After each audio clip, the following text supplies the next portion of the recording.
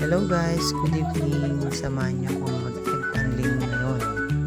So i-check natin yung mga itlog natin kung okay ba yung mga sisiw at tanggalin na natin yung mga hindi nagtuloy na mga itlog para at least mapakinabangan pa natin. Pwede pa natin silang ilaga para at least meron tayong pang-ulam.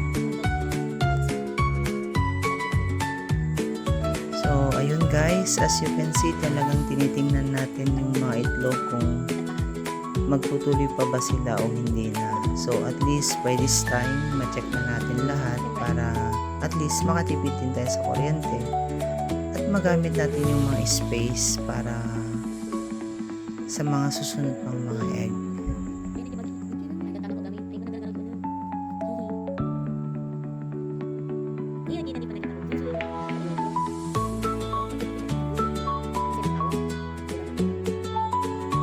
So, after ng 5 days, magkakagling ulit tayo para i-check natin kung talagang okay na yung mga itlog natin and ready na po sila sa pag-hatch.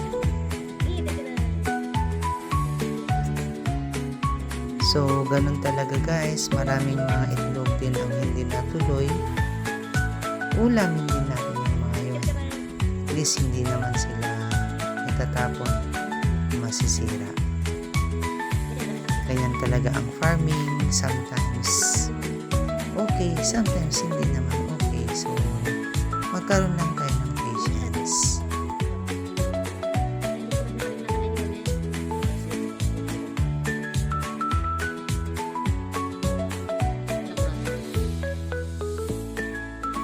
So, ayun na nga guys. Salamat sa panonood. Please continue supporting my profile. Yun lang for today. Salamat. Ingat kayo dyan.